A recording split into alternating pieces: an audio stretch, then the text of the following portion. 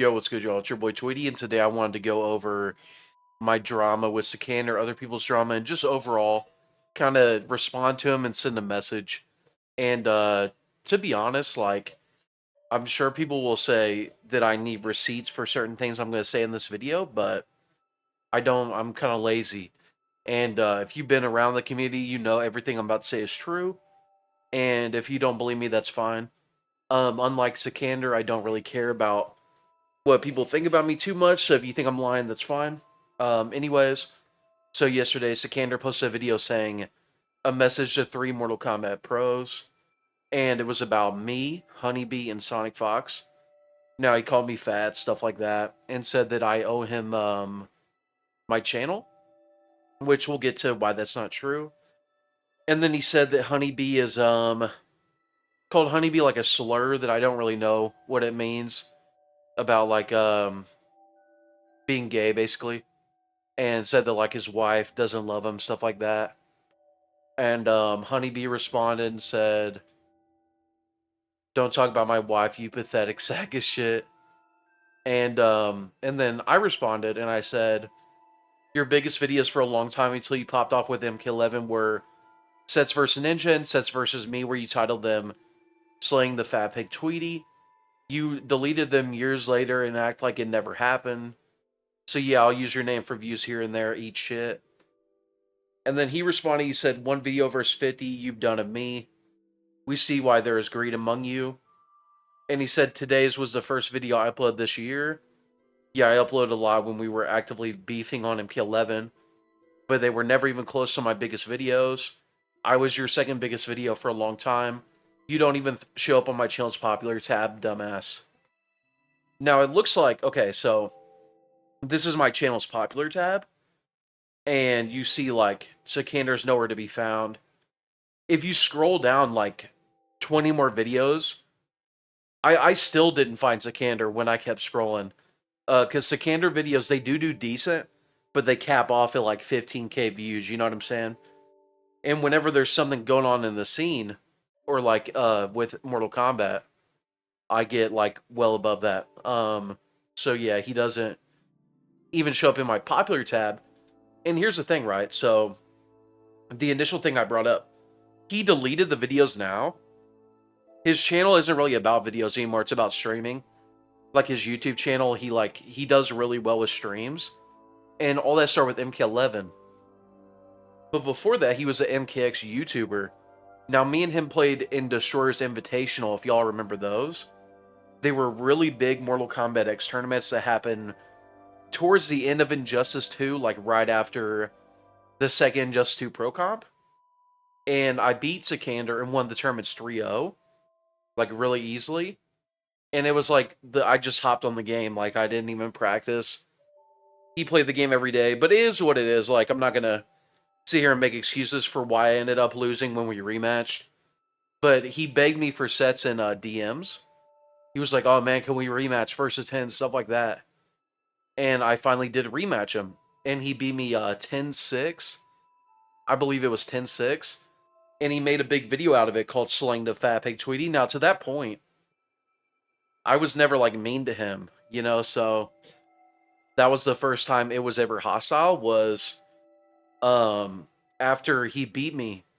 And it was the biggest video on his channel besides a set he had versus Ninja Killa. Now, another thing, he brings up how I upload him a lot on MK11.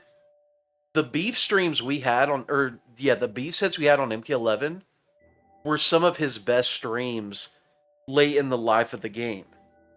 But he doesn't make videos. So he will conveniently be like, "Oh, I don't make videos about you. I don't make videos about Honeybee." But when he's in the thick of beefing with us, we put videos, but his streams on YouTube, because on YouTube you can't, if you leave up a stream, it's not going to do, like, if you leave up a stream at YouTube video, only one's going to get recommended in the algorithm. That's why you see, like, MMA Guru, he unlists his stream when his stream's over because he wants his videos to do well too. Sikander, it's just his stream. You know what I mean? So you watch his stream, you watch it after it's over, you watch it when it's live. And his streams when he played me, late in MK11, were some of his better streams when the game was died down.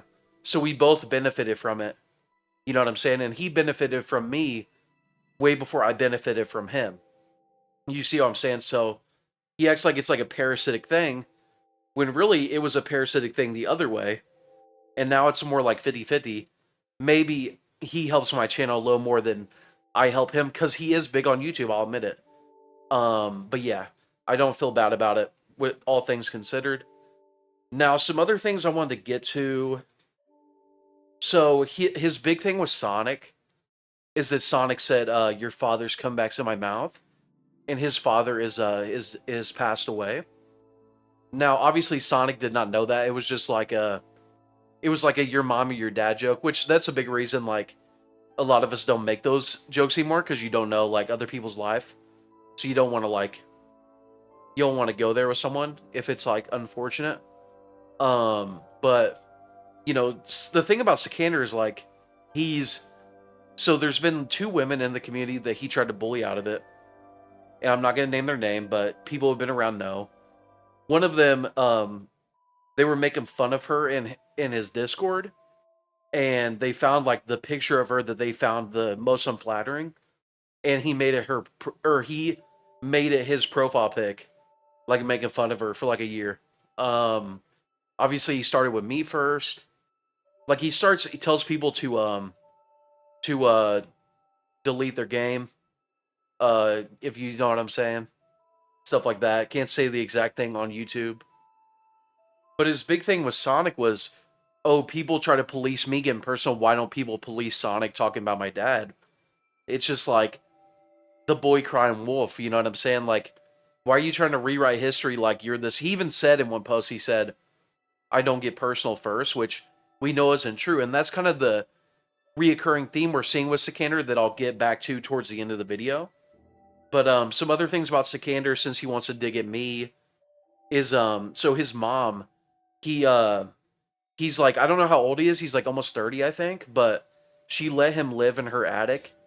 Like to this day, I believe, but it was for a long time anyways, where he was making no money. Now once he started making big money with MK11 and MK1, she asked him to start paying a significant portion of the bills, and he would start calling her a bitch and other things on a stream because of that, saying she was like a greedy bitch, stuff like that. If you've been around, Sikander fans especially will know that, because like he's done that various times. Also, another thing is he used to date another person in the scene named Devorable, and Devorable ended up dropping Sikander to date Deoxys, and basically Deoxys stole her from him, and that's kind of petty for me to bring up, but he gets petty for me towards me, so whatever. And then so basically like another couple things about him is obviously he always claims, oh, I main Sub-Zero. If I didn't main Sub-Zero, I would be better. He even claimed that when he was top tier on MK11. Another thing he's been saying lately, and he said on Twitter yesterday, is his streams would do way better if he streamed in real life. He claims, oh, since I stream Mortal Kombat, I'm like hold myself back. If I streamed in real life, like people like FuzzyTube and stuff like that, I would do way better. So that's the thing about Sikander is like he rewrites history, he projects onto other people and bullies them, and he puts a handicap on himself so he has a reason not to improve.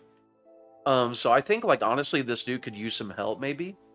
So like examples of how he rewrites history. So one thing is he used to make posts saying, you know, he hates his dad and his dad died like a bitch, stuff like that.